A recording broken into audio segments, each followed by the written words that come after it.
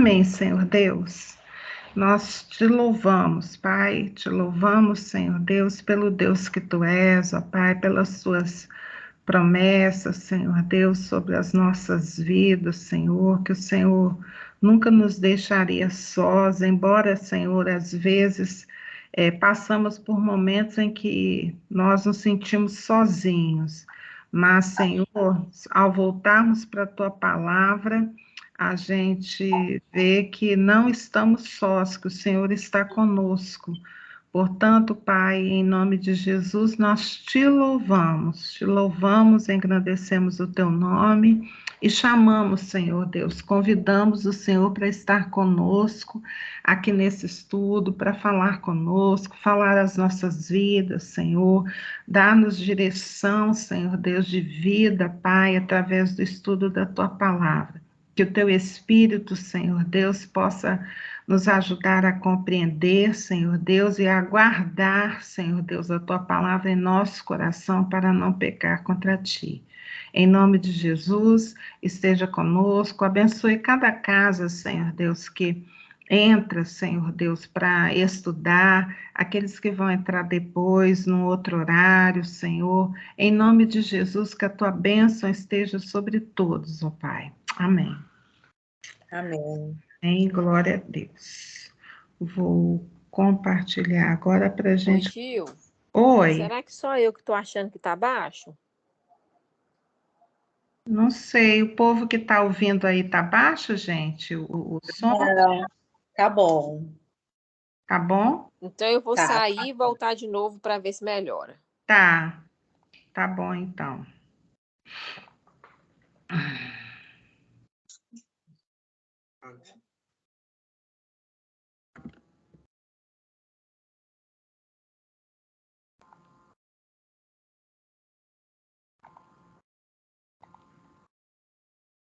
Amém. A gente está estudando Apocalipse agora, né? A gente viu o capítulo 1, Jesus se apresentando ao apóstolo João, lá na ilha de Patmos, e falando com ele para ele escrever a visão que ele estava tendo, toda a conversa para ele escrever. E agora a gente entra no capítulo 2, onde fala especificamente um recado de Jesus às igrejas. Aí vocês não podem perguntar assim, mas por que falou só as 7 igrejas, né? Nessa época aí, nos anos 95, que é a época mais ou menos que se crê entre 95 e 100, que se crê que esse livro foi escrito, será que só tinha 7 igrejas? Não tinha só as 7 igrejas. O apóstolo Paulo já havia passado por várias, fundando igreja, tem a igreja de Colossos, tem a igreja dos Gálatas, né? Corinto, essas igrejas estavam aí, nessa época aí, onde o apóstolo Paulo ia abrindo igreja, tudo, a igreja de Roma, né? Mas coube ao Senhor Jesus especificar algo em relação a essas 7 igrejas. Eu creio que nessas igrejas tinha características que ele queria sobressaltar, né? E aí a gente vai ver o que ele fala a cada uma delas. Hoje nós vamos estudar o capítulo 2, e o capítulo 2 fala de 4 igrejas, e o capítulo 3, as outras 3 igrejas, para completar 4 igrejas. Uma coisa que a gente percebe em comum a essa fala de Jesus a essas 7 igrejas é que em cada momento que ele fala, né, a igreja de Éfeso, ele vai falando, ao final de cada fala, ele fala algo de bom, ele fala de um prêmio para cada igreja que perseverar, que guardar a fé até o final, ele fala numa premiação. Então, a gente percebe que isso é comum na fala de Jesus a essas 7 igrejas. Outra coisa que eu quero ressaltar, antes da gente entrar específico a respeito da igreja, que existem 3 abordagens, 3 maneiras de se estudar a respeito dessas igrejas. Uma é a gente falar, ó, Jesus estava dando recado às igrejas ali daquela época, que existiam naquela época ali, e ele estava dando recado a essas igrejas ali, específicas. Uma outra maneira, e isso está correto, não é errado. Uma outra maneira também da gente passar por essas 7 igrejas pensando que elas têm, cada uma tem característica de uma época dentro da história da igreja. Cada uma ressalta um ponto principal de cada época da igreja, né? Então, a igreja de Éfeso é aquela primeira, né, onde há aquele primeiro amor, os discípulos estão ali. A segunda igreja de Esmirna pode caracterizar os cristãos perseguidos, né? E a gente vai ver em cada característica, a gente pode pegar essas características dessas igrejas e situá-las em uma época. E também a gente pode olhar para essas igrejas e ver que nelas aparecem características de nossas igrejas hoje. Então, são 3 maneiras de se estudar, mas a gente vai pegar aqui o texto literal, mas também a gente vai fazer menção às igrejas de hoje, porque a gente vai perceber nessas igrejas algumas características de nossas igrejas hoje, né? E como Jesus falando a essas igrejas, é uma carta, né? Que ele está ali falando através do apóstolo João. A gente vai perceber que ele dá conselho, que ele fala em premiação. Então, a gente pode também estudar essas 7 igrejas pensando também em que eu, como igreja, né, o que está de característica na minha vida, e esse conselho que Jesus está dando àquela igreja ali, será que se eu estou passando por esse problema, eu posso pegar esse conselho para a minha vida e melhorar? Podemos sim, né? Porque é palavra de Deus e a palavra de Deus serve para nos ensinar. Então, a gente vai olhar para essas 7 igrejas. Jesus está falando de igrejas ali na Ásia, né?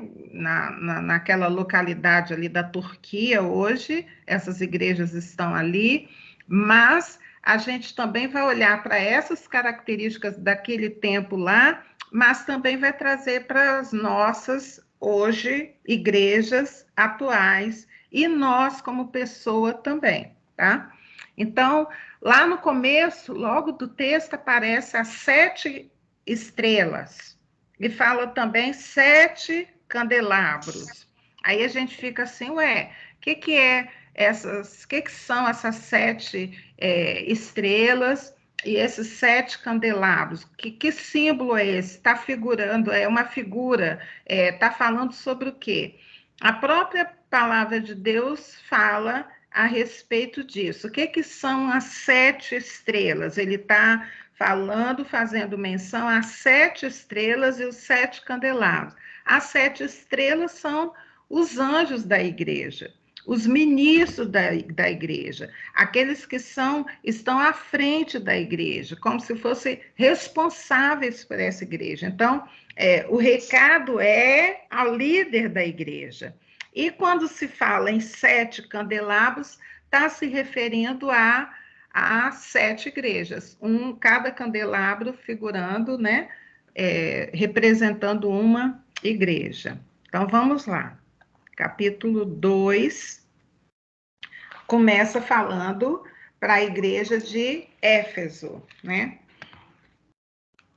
Esse texto está aí em Apocalipse 2, do versículo 1 ao versículo 7. Eu vou ler o texto todo não, eu acho melhor ir por versículo, que aí a gente vai e faz uma coisa. Essa igreja de Éfeso, o significado de Éfeso é desejável. Desejável. E está ali, o primeiro versículo diz assim: ao anjo da igreja em Éfeso, escreve. Então, Jesus está ditando, né, uma carta para o apóstolo João. Então, ele está falando assim, ao líder dessa igreja lá em Éfeso, escreve: estas coisas diz aquele que conserva na mão direita as 7 estrelas e que anda no meio dos 7 candeeiros de ouro. A gente pode achar super estranho essa frase, mas Jesus está aqui se apresentando. Olha, escreve ao líder da igreja de Éfeso. Quem é que está escrevendo? Quem é que está falando isso? Ele está falando aqui, ó. Esse é aquele que conserva na mão direita as 7 estrelas, 7 igrejas, quer dizer, ele tem o poder na mão dele das igrejas e ele passeia no meio dessas igrejas.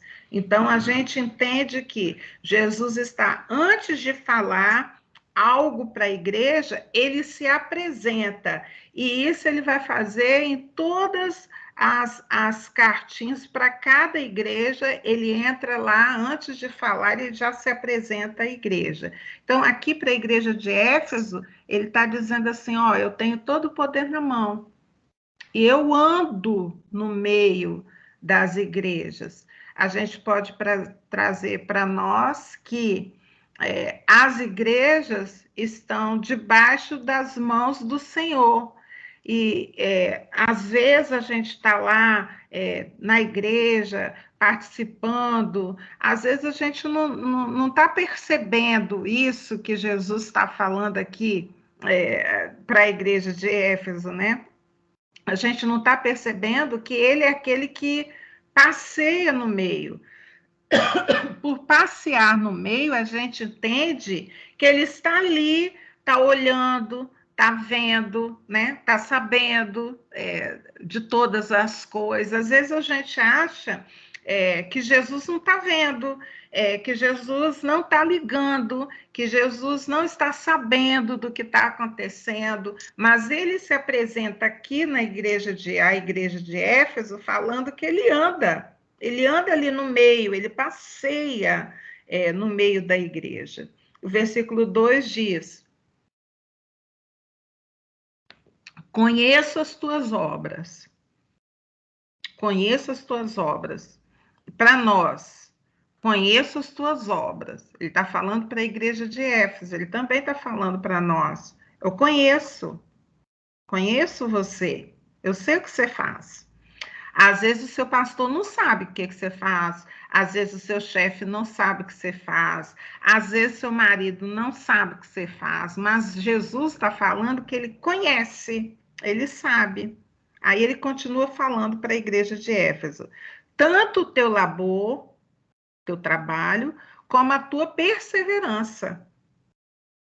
Então, a igreja de Éfeso aqui, uma igreja que trabalhava e que perseverava, e que não pode suportar homens maus. Então, a característica da igreja de Éfeso é que ela não suportava no meio dela homens maus, e que puseste à prova os que a si mesmos se declaram apóstolos e não são, e os achastes mentirosos. Então, é uma igreja que confrontava a mentira, não suportava um homem mau no meio dela.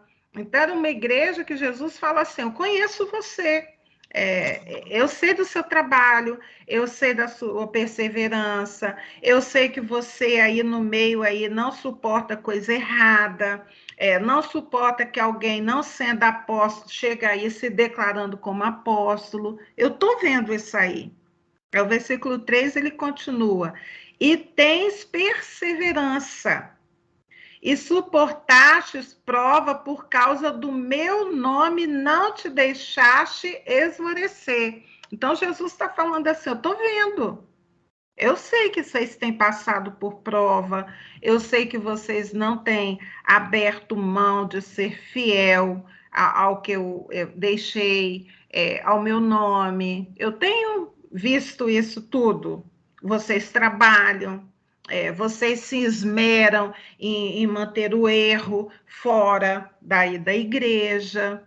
Aí, o versículo 4, Jesus fala algo que é de quem passeia no meio da igreja. Ele falou que a igreja trabalha, que a igreja confronta o erro, o pecado, a igreja persevera, a igreja não negou, mas no versículo 4, ele fala algo, uma característica negativa dessa igreja. Uma igreja que trabalha, porém, versículo 4, tenho, porém, contra ti que abandonaste o teu primeiro amor. Então, por primeiro amor, o que é que a gente entende? Aquele primeiro momento, quando a gente conhece ao Senhor Jesus, quando a gente está impactado, quando a gente está... o primeiro amor, como é que é, amor? O primeiro amor, assim... A gente descobre que não está mais no mundo, que nascemos de novo, que é uma nova... Uma nova criatura. Quando a gente faz, quando a gente traz assim comparação ao primeiro amor, quando trazendo aqui homem e mulher, né? A gente percebe que não quer estar longe, que quer estar junto a todo momento, que só pensa, né? Então, Jesus está falando assim: olha, vocês são uma igreja legal. É uma igreja que confronta o erro, é uma igreja que persevera, uma igreja que trabalha, Só que tem um problema. Parece, quando ele fala assim, contra ti tenho que abandonaste o teu primeiro amor, passa a impressão que essa igreja está fazendo tudo no automático. Eu estou escalada ali para fazer isso, eu faço. Foi me dada essa função, está aqui, está sendo exercida, mas não está sendo como o primeiro amor, não está sendo como aquela coisa que abre mão das coisas porque ama, sabe? Ele percebeu isso ao falar lá no primeiro versículo, ele fala que ele caminha no meio da igreja, então ele percebeu que a coisa está meio no automático. E aí a gente faz um confronto com a gente. Às vezes a gente está na igreja, cumprindo todas as obrigações, participando dos cultos, fazendo tudo direitinho, sendo fiel, perseverando, trabalhando, mas às vezes a gente liga o modo automático e vai fazendo as coisas. Não faz mais como fazia antes, né? Chegava antes, se apresentava em primeiro, né? Então, Jesus, aquele que passeia no meio de nós, ele percebeu isso, e ele dá 3 conselhos aí. Primeiro conselho que ele percebe para aquela igreja que abandonou o primeiro amor. No versículo 5 fala assim: lembra-te, pois, de onde caíste.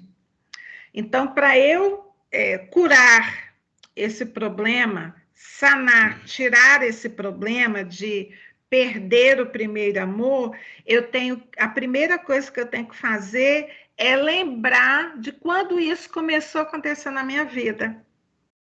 Por que mudou? Por que eu deixei de ter prazer e só cumprir obrigação? Eu preciso parar e ver, me examinar, né? Aqui ele está falando para a igreja de Éfeso, foi esse o conselho que ele deu a essa igreja. Mas se nós estamos passando por esse problema, a gente pode pegar esse mesmo conselho que ele deu para essa igreja e trazer para as nossas vidas também. Primeira coisa que eu tenho que fazer é lembrar quando foi que isso mudou. Quando foi que essa situação na minha vida, eu deixei de fazer as coisas por amor e passei a fazer as coisas por obrigação. Então, tem que lembrar. A segunda coisa, arrependa-te e volta à prática das primeiras obras. Então, o segundo conselho é eu me arrepender dessa atitude de cumprir o que me é dado, né? Me arrepender e voltar à prática das primeiras obras, né? A palavra arrepender-se quer dizer metanoia, mudar. Arrepender mudar o trajeto. Se eu estava indo para lá, eu tenho que mudar a direção. Então, primeiro eu lembro de quando foi que isso começou a mudar na minha vida.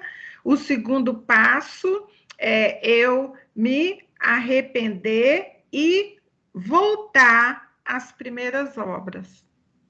São esses 3 passos para eu tirar da minha vida esse versículo 4 que diz: eu tenho contra ti que abandonaste o teu primeiro amor. Então, eu tenho que lembrar de quando isso mudou, eu tenho que me arrepender, e o terceiro passo é voltar à prática das primeiras obras.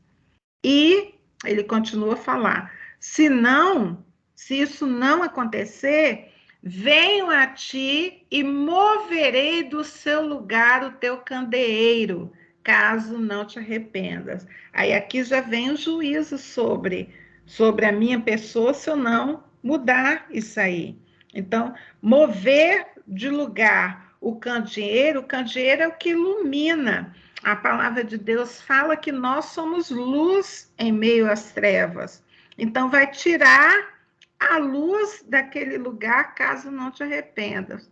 E o interessante é que quando a gente vai olhar as igrejas ali, né, na Turquia, que essa é a área, né, que está todas essas igrejas, a gente percebe que hoje não existe cristãos, não existe cristãos. A Turquia é muçulmano, a religião. Nós temos uma missionária lá, chamada Raquel Elana, ela participa lá na Turquia, ela faz missões na Turquia, e é tudo escondido, tudo escondido. Um pastor que estava lá, que mantinha reuniões numa casa alugada lá, foi preso, ficou 1 ano preso lá, aí agora ele voltou para os Estados Unidos, não fica lá. Aí, como a Raquel trabalha, ela dá assessoria às casas, aos turcos, às mulheres que perderam seus maridos na guerra, ela compra mochila para as crianças estudarem, ela vai visitar, ela vai orar, ela manda foto para a gente, ela fala sobre cada vida, mas aquele evangelismo pequeno, porque não pode ser divulgado, sabe? É um país assim. Então, a gente percebe que não houve arrependimento e que o candeeiro ali foi retirado daquele lugar. Então, triste isso, né? O esfriamento do primeiro amor causa o apagar da luz que tem cada cristão. A gente precisa ter cuidado com isso, né? 6. Tens, contudo, então, algo de positivo, a teu favor que odeias as obras dos nicolaítas, as quais eu também odeio. Então, aparece aí, essa igreja aqui odeia algo que o Senhor Jesus também odeia. Isso é um ponto a favor dessa igreja. O que são os nicolaítas? uma seita, é considerado uma seita, e esses nicolaítas eram as pessoas que eles achavam assim, que só eles é que poderiam falar de Deus, falar das coisas de Deus, que as pessoas não eram habilitadas a falar das coisas de Deus. Então, eles se colocavam numa posição superior e deixavam só para eles. Só que quando você ia perceber, esses nicolaítas não estavam querendo pregar a Deus, eles estavam envolvidos em coisas erradas, eles estavam envolvidos em culto a deuses estranhos. Então, aqui Jesus fala assim, ó, vocês têm a seu favor aí que vocês odeiam as obras dos nicolaítas, como eu também odeio. Eu também odeio. Isso é um ponto a favor da igreja de Éfeso. E aí ele termina sempre com uma premiação. Eu falei lá no início, né? Há um prêmio àquele que perseverar, àquele que se consertar. Então, o versículo 7 fala desse prêmio aí. Quem tem ouvidos, ouça o que o Espírito diz às igrejas. O que é que o Espírito está falando às igrejas? Ao vencedor, ou seja, aquele que ouviu o conselho, aquele que perseverou, aquele que permaneceu fiel, aí ele fala assim: dar-lhe-ei que se alimente da árvore da vida que se encontra no paraíso de Deus. Que prêmio é esse? A árvore da vida é Jesus. É Jesus. Então, aqui o Senhor Jesus está falando que aquele que vencer, aquele que perseverar, ele vai estar com ele no paraíso. E aí, quando a gente entende que se alimentar da árvore da vida, nunca mais teremos fome. Olha que promessa, olha que prêmio desejável aquele que perseverar. Então, um conselho a respeito dessa igreja que a gente pode pegar. Nunca deixar, nunca abandonar o primeiro amor. A gente pode fazer esse exame com a gente. Pensar, eu estou fazendo a obra de Deus com amor, com zelo, né? E também, e não por obrigação. Eu preciso fazer esse questionamento para mim, sabe? Porque isso é um retrato de quem abandonou o primeiro amor. E Jesus dá um conselho sério a essa igreja que a gente pode pegar para a gente. Aí eu fiz um resuminho aqui dessa igreja desejável. Eu botei aqui Éfeso, a igreja dedicada, perseverante, ortodoxa, mas que havia deixado o primeiro amor. Esse é o resumo dessa igreja. O que Cristo disse a ela serve para nós, que podemos ser zelosos no serviço e na doutrina, mas esfriar na devoção ao Senhor. Esse esfriar na devoção ao Senhor quase não é perceptível aos que estão do nosso lado. Sabe por quê? Porque a gente continua sendo zeloso no serviço. E o esfriar é aqui dentro, é no coração. Por isso que a gente precisa fazer o exame dentro do nosso coração. Como eu estou? Há alegria, há amor dentro de mim? Ou eu sou aquela pessoa disciplinada que o que passar para mim como tarefa eu faço, mas o amor foi embora? E isso aí, quem vai poder perceber sou eu me examinando ou o Senhor Deus que vai estar passeando ali no meio da igreja e pode ver. Agora, isso não é perceptível aos irmãos na igreja, porque isso é dentro do coração. Por isso que esse exame a gente tem que fazer com bastante firmeza. A gente precisa se examinar para não ser cotado como esses que têm o contratipo que abandonaste o primeiro amor. Então, sua mensagem, continuando aqui, sua mensagem é oportuna, pois não é tão difícil deixar de amar ao Senhor, servindo ao Senhor. O que é que eu quis falar assim? Às vezes a gente deixa de amar e continua servindo. Para as pessoas à volta, está tudo certo, porque a gente está servindo. Mas para o Senhor, ele fala assim, que tem contra ti que abandonaste o primeiro amor. Então, a gente precisa estar atento a isso aí, que isso aí pode pegar qualquer um. Vamos para a segunda igreja, Esmirna. A palavra Esmirna vem da palavra mirra, e a mirra é amarga. É amargo, o gosto é amargo da mirra. Essa igreja de Esmirna, junto com a igreja de Filadélfia, são as duas únicas igrejas dessas 7 igrejas em que o Senhor não tem nada de negativo para falar dela. Ela é uma igreja que o Senhor Jesus não fala nada de negativo. Ok? 7. 7. Quem tem ouvido, eu não falei? A árvore da vida que se encontra no paraíso, eu falei. Você tem algo a falar? Não. Não? Falei. Vai se alimentar, é um prêmio. Vai se alimentar da árvore da vida, não vai ter fome, não vai ter nada, glória a Deus.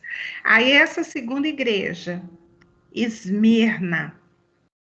Aí Jesus se apresenta logo no versículo 8, no início da carta para essa igreja, ele fala assim: ao anjo da igreja em Esmirna, escreve. Então, há quem está ali liderando essa igreja, o ministro dessa igreja, ele está mandando uma carta ali, que vai ser lida por todos da igreja, né? Estas coisas, olha ele se apresentando, essas coisas diz o primeiro e o último, que esteve morto e tornou a viver. Jesus. Sempre no início da carta ele se apresenta. Todas as cartas. E aqui ele está falando que ele é o primeiro e o último, que teve morto e que tornou a viver. É Jesus que está falando. Aí ele fala para essa igreja, versículo 9: conheça a tua tribulação, a tua pobreza. Aí entre parênteses, mas tu és rico. Esse tu és rica é Jesus que está falando. Ele está falando a uma igreja que passa por tribulação, a uma igreja que é pobre. Mas aí ele fala o que ele vê nessa igreja. É pobre, mas eu olho para vocês, eu vejo vocês ricos. Ou seja, por aqui a gente já percebe que a noção de rico ou pobre para Jesus é diferente da nossa. Porque o que é uma igreja pobre aos nossos olhos? E o que é uma igreja rica aos nossos olhos? É diferente do que Jesus considera pobre e rico. Na realidade, essa é uma igreja pobre que está passando por tribulação. E a gente entende a tribulação nessa época aí, era tribulação mesmo, de matar os cristãos, de correr atrás deles, de prendê-los, de enterrar o corpo deles, deixando só a cabeça de fora para as feras virem comer, era turbulência, né? E era uma igreja pobre, mas Jesus fala assim: mas tu és rico. E a blasfêmia dos que a si mesmos se declaram judeus e não são, sendo antes sinagoga de Satanás. Então está falando assim, eles eram perseguidos, essa igreja era perseguida por judeus, que nem são considerados judeus, né, na raiz da palavra.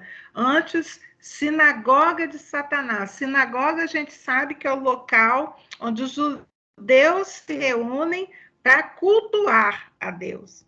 Então, Jesus está falando assim, esses que perseguem a igreja de Esmirna, eles se reúnem em sinagoga de Satanás. São esses que estão perseguindo. Então, aqui há uma perseguição romana e há também uma perseguição dos judeus atrás desses aqui. Porque a gente tem que lembrar que os judeus, eles perseguiram a Jesus e perseguiram a quem se colocava como seguidor, discípulo de Jesus. A gente lembra do apóstolo Paulo, né? Antes Saulo, ele perseguia judeu e perseguia os cristãos, né? Então, essa igreja aqui estava debaixo de uma turbulência. E Jesus vai e fala para ela, versículo 10, não temas as coisas que tens de sofrer. Olha o conselho, sejam corajosos, não temas. Eis que o diabo está para lançar em prisão alguns dentre vós, para ser disposto à prova, e tereis tribulação de 10 dias. Sê fiel até a morte e dar-te-ei a coroa da vida. O que Jesus estava falando nessa carta para o povo de Esmirna?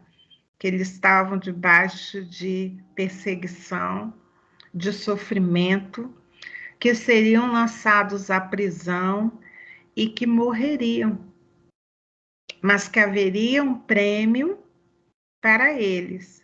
Ser fiel até a morte e dar-te-ei a coroa da vida. Aí ele acrescenta ainda, quem tem ouvidos, ouça o que o Espírito diz às igrejas. O vencedor de nenhum modo sofrerá dano da morte. Ele não fala nenhum ponto negativo dessa igreja. Essa igreja estava passando por perseguição, tribulação, sofrendo até a morte, aprisionado, e Jesus falando assim, não temas, não temas, não temas, ser corajoso, ser fiel até a morte, dar-te a coroa da vida. Olha, aí a gente pensa assim, né? Na perseguição, na tribulação, parece que a gente fica mais firme, né? Os que são ficam mais, né? E os que são covardes deixam e vão embora, né? Parece palavra, ali que se separa, né? O joio do trigo na turbulência, né? E quando você escolhe um lado, você se opõe ao mundo. Então, a todo tempo, Jesus falou, vocês são por meu nome. Então, não espere com o velho chaco. Eu sou assim, sou assado, mas eu gosto de crente. Não gosto. Essa igreja aqui é igreja perseguida, em turbulência. E aí eu botei o exemplo. Esmirna, a igreja sofredora e fiel. Ela nos ensina que o sofrimento não é algo anômalo ao cristão. Às vezes a gente acha assim, a gente recebeu um evangelho assim, vem para Jesus que você não vai sofrer, vem para Jesus que você vai ficar rico, vem para Jesus que todos os seus problemas vão acabar. Não tem nada disso na palavra de Deus, né? Às vezes aumenta, tudo aumenta, né? Então, o sofrimento não é algo que tá ali longe do cristão. Antes, uma marca, pois seguir a Cristo é uma vocação contracultural, contra a cultura. O mundo vai andando por um lado, ser cristão vai andando na contramão. Ser contracultural traz consigo um preço. Há um preço a pagar quando você não vai na mesma linha de direção que o mundo vai. Tem um preço a pagar. Há um preço a pagar. Às vezes há um preço até na empresa que você trabalha, de não receber uma promoção. Às vezes há um preço de sua família não entender a escolha que você fez. Aí a família passa a não querer você nas festas, a não te convidar para nada, porque você é crente, você que só quer Jesus, né? Tem um preço. Você caminhar na contramão do mundo tem um preço. Aí aqui está falando assim, porém, não devemos temer o sofrimento, pois Jesus está no controle e ele é bom. A gente não pode esquecer nunca de quem está no controle da igreja, caminhando por ela, é Jesus e ele é bom. Ele vê todas as coisas. Aí vamos para a terceira igreja, que é a igreja de Pérgamo. Pérgamo. Pérgamo quer dizer casamento. E aqui no caso, a igreja de Pérgamo, ela fez uma aliança com o paganismo, com idólatras. Então, Jesus tem coisas a falar a essa igreja, que caminha junto assim, com Jesus e com o mundo. Às vezes você olha assim, você pensa assim, será que é cristão? Isso é crente mesmo? Você fica assim, olhando assim, fica na dúvida, será que é? Será que não é? Sabe? É aquela igreja que vai junto, assim. Em um momento você acha que ela está com Deus, em outro momento você acha que ela já está com o mundo. Fica meio ali, meio misturado. Essa a situação da igreja de Pérgamo. Pérgamo. Então, vamos lá, apresentação. Jesus falando, ao anjo da igreja em Pérgamo, escreve. Aí ele vai... O post não mudou, Gil. Oi? O post não mudou, pelo menos para mim, tá esse mesmo ainda. Deixa eu virar mais um. Voltar. Mudou aí? Mudou. Ainda não. No seu. Aí, mudou sim. Agora mudou. Mudou? Que bom, graças a Deus. Aí, essas coisas diz aquele que tem a espada afiada de 2 gumes. Jesus está se apresentando. Que espada afiada é essa de 2 gumes? A gente sabe que é ele, porque ele é o que tem a espada de 2 gumes, que penetra a ponto de separar alma e espírito. O que é espada na Bíblia? É a palavra de Deus. A arma que Jesus tem e que usa é a espada, é a palavra de Deus.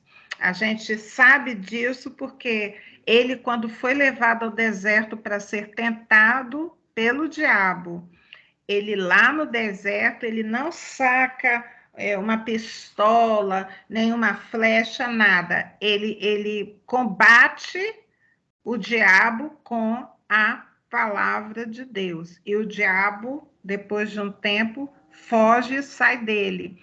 E é essa espada afiada que ele vai vir ao final, no final da história, ele vai vir e vai usar essa espada e vai derrotar todo inimigo.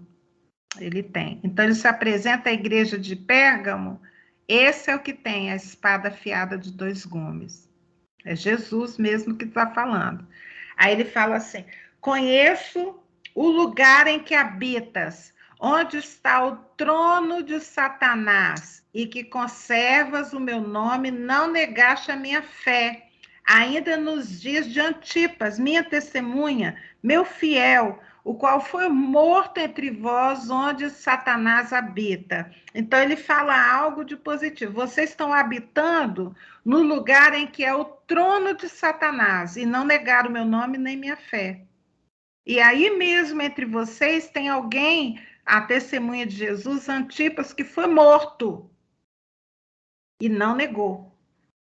E que lugar é esse que habita o trono de Satanás? Aí, Pérgamo foi um lugar onde o culto ao imperador Domiciano foi estendido às alturas, porque foi a cidade em que fez uma igreja, fez uma estátua do imperador Domiciano, e nessa estátua as pessoas se dobravam perante essa estátua. Foi a primeira cidade ao fazer uma homenagem e prestar culto ao imperador.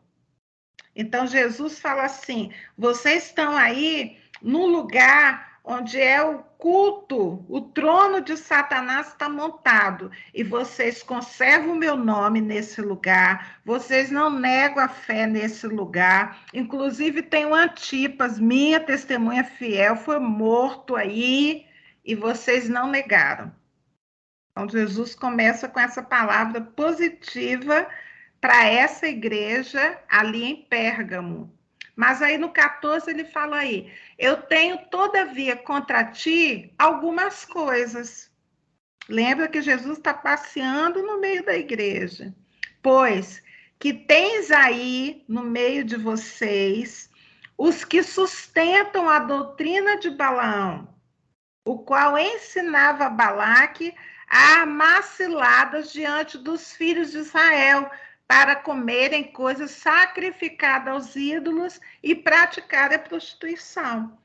A gente sabe, Balaão é aquele que vinha para declarar maldição para o povo de Israel, e ele não conseguia. Inclusive, tem uma cena que acontece, ele em cima da mula, né, ele vai para rogar praga para os filhos de Deus, e a mula para, empaca e não quer passar, e ele bate na mula, e a mula vai e fala com ele: você não está vendo? Aí o anjo, a mula fala com ele, e aí abre-se a visão espiritual dele, e ele vê um anjo ali, por isso que a mula não queria passar, mas ele é pago para armar ciladas com os filhos de Israel, e não conseguem.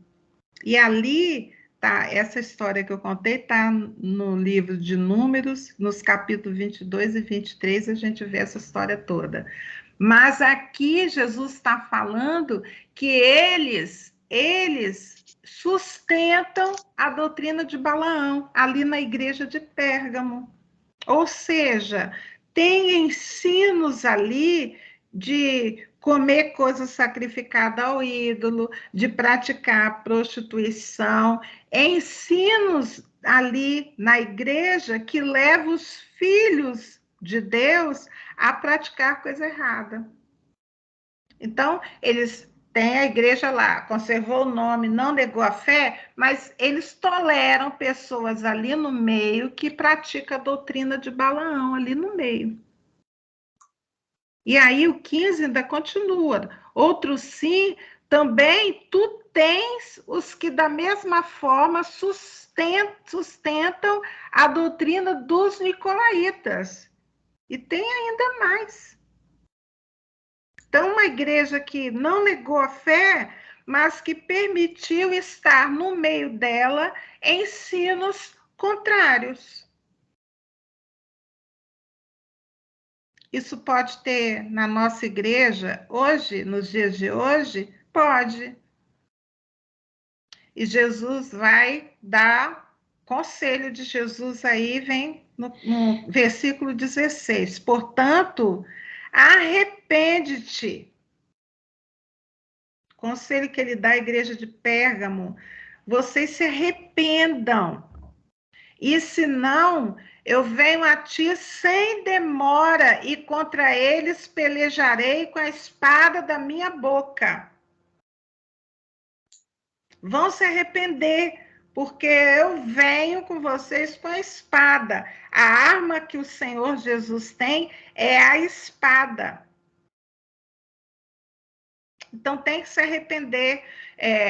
Eu estou no meio de uma igreja que tem ensinos que não estão na palavra de Deus, que tem ali ensinando doutrinas que levam o povo a se perder. Não posso tolerar isso.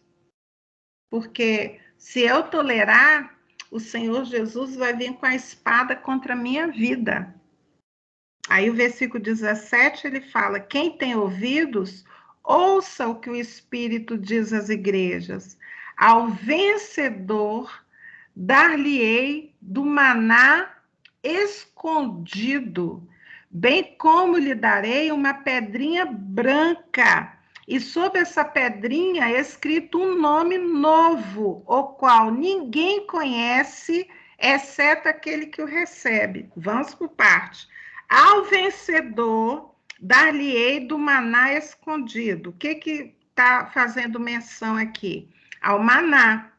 Maná era um alimento que o povo de Deus, no deserto, quando acordava de manhã, já tinha ali o maná caído do céu e servia como alimento a toda aquela população que estava ali.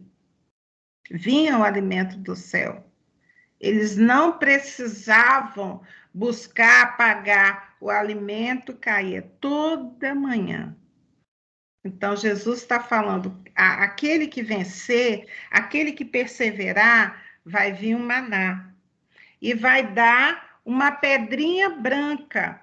Talvez aqui a menção é que naquela época, os vencedores ali de torneios, de tudo, eles ganhavam uma pedrinha branca. Mas nessa pedrinha branca aqui específica, que Jesus está falando de prêmio, vai ter um novo nome. Isso aqui faz menção de que nós, quando formos alçados ao céu, encontrar com Jesus nas nuvens, nós receberemos um novo nome, uma nova história, um novo corpo. Então, há essa menção aqui a quem vencer.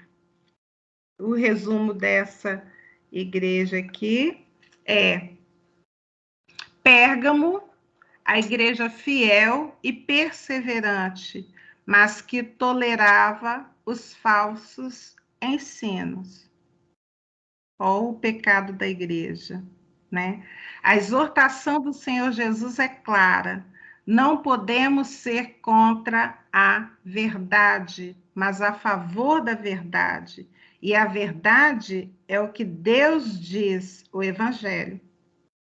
Não podemos ser condescendentes com falso ensino, quando este fere temas centrais da fé cristã. Somente a Escritura, somente a palavra de Deus. Quando vem algum ensino contrário à palavra de Deus, eu não posso ser conivente, eu não posso aceitar, eu não posso ficar lá quietinha, ouvindo falar algo que Deus fala que não é. Pecado da igreja de Pérgamo. Pode acontecer hoje em nossas igrejas? Pode acontecer. A quarta e última igreja de hoje, vai ficar 3 para a semana que vem, é a igreja de Tiatira. Tiatira quer dizer sacrifício contínuo. Então, Jesus começa se apresentando a essa igreja. Ele fala: ao anjo da igreja em Tiatira escreve: essas coisas diz o Filho de Deus, que tem olhos como chama de fogo e os pés semelhante ao bronze polido. Jesus se apresentando glorificado para essa igreja. Então ele fala assim, ó: conheça as tuas obras, o teu amor, a tua fé, o teu serviço, a tua perseverança e as tuas últimas obras mais numerosas do que as primeiras. Ou seja, a situação da igreja atual está fazendo mais coisa do que fazia lá no início. E Jesus está vendo isso tudo. Mas versículo 20, tenho, porém, contra ti o tolerares que essa mulher, Jezabel, que a si mesmo se declara profetiza, não somente ensine, mas ainda seduza os meus servos a praticarem a prostituição e a comerem coisas sacrificadas aos ídolos. Aí aqui há uma menção a Jezabel lá, ela está lá na história do profeta Elias, né? Primeira Reis, Segunda Reis fala sobre Jezabel. Jezabel é a esposa do rei Acabe, e Jezabel é uma mulher que ela cultuava deuses, né? Comia comida sacrificada. Por cultuar a Deus, ela se prostituía também, e ela era uma mulher muito atuante ali, ela comandava o reinado. O marido dela se submetia a tudo que ela falava. Então, o que Jesus está falando não é que a Jezabel lá de Acabe estava ali na igreja de Tiatira, mas o espírito dela estava presente ali naquela igreja. E aí, o versículo 21, dê-lhe tempo para que se arrependesse. Então, houve um tempo para essa Jezabel aí, né, esse espírito aí dentro dessa igreja, mas não quer arrepender-se da sua prostituição. Aí o versículo 22, eis que a prosto de cama, ó, doença, bem como em grande tribulação os que com ela adulteram, caso não se arrependam das obras que ela incita. Então tem que se arrepender. 23, matarei os seus filhos, seguidores, os discípulos dela, né? E todas as igrejas conhecerão que eu sou aquele que sonda mentes e corações, e vos darei a cada um segundo as vossas obras. Então, Jesus está falando, não se arrependeram, adulterou, ela e todos os seus seguidores, primeiro doença, depois tribulação, né? E morrerão. Por quê? Jesus é aquele que sonda mente e coração. Ele sabe o que está no interior, ele conhece o que está no interior de cada um. Aí o 24, digo todavia, a vós outros, os demais de Tiatira, né? Todos os demais da igreja, não esses seguidores de Jezabel, mas os outros, há tantos quantos não têm essa doutrina e que não conheceram, como eles dizem, as coisas profundas de Satanás, as doutrinas de Satanás. Outra carga não jogarei sobre vós. Quer dizer, aqueles que não estão seguindo a esse espírito de Jezabel, eu não vou jogar essa carga sobre vocês, separados. Aí ele continua a falar com esses que não aceitaram esse ensino. 25. Tão somente conservai o que tendes, até que eu venha. Não peguem outras coisas, não peguem outras doutrinas. Fiquem, mantenham-se fiéis. Aí 26. Ao vencedor que guardar até o fim as minhas obras, eu lhe darei autoridade sobre as nações, e com cetro de ferro as regerá e as reduzirá a pedaços como se fossem objetos de barro, ou seja, autoridade. Assim como também eu recebi de meu Pai, dar-lhe-ei ainda a estrela da manhã. Quem tem ouvidos, ouça o que o Espírito diz à igreja. Olha a premiação. Aqueles que se mantiverem firme na doutrina que há na palavra de Deus e não se desviarem, o Senhor Jesus está falando que ele vai dar autoridade sobre as nações. Autoridade, com cetro de ferro. Isso que ele recebeu do Pai, ele vai dar para aqueles que permanecerem fiéis. Quem tem ouvidos, ouça o que o Espírito diz à igreja. O resumo de Tiatira: a igreja do amor, da fé, do serviço e da perseverança, mas que tolerava a imoralidade sexual. O Senhor da igreja é santo e nós devemos sê-lo como ele é santo. Uma tarefa impossível para nós, mas não para ele, que não descarta o nosso esforço e dedicação em obedecê-lo. E há um prêmio para quem permanecer fiel, há um prêmio para quem obedecer. Ele vai dar autoridade sobre as nações. Glória a Deus por isso. E a semana que vem a gente continua nosso estudo, né? A partir disso aí, nós vamos ver a 5ª, a 6ª e a 7ª igreja. Amém? Vamos orar? Amém, Senhor Deus. Nós estivemos hoje, Senhor Deus, com 4 igrejas, 4 cartas que o Senhor Jesus ditou para as igrejas daquela época, ali naquela área ali. Senhor Deus, mas a gente pode pegar também o conselho que o Senhor deu a cada uma delas, ó Pai. A gente pode trazer para nós, para nossas vidas hoje, e prestar bastante atenção. Às vezes, na corrida do dia a dia, a gente não percebe que a gente está fazendo as coisas no automático. A gente precisa se dar conta desses conselhos que o Senhor deixou para cada igreja e pegar para a gente também. Isso serve para nós. Que o Senhor possa, Senhor Deus, tocar em nossos corações.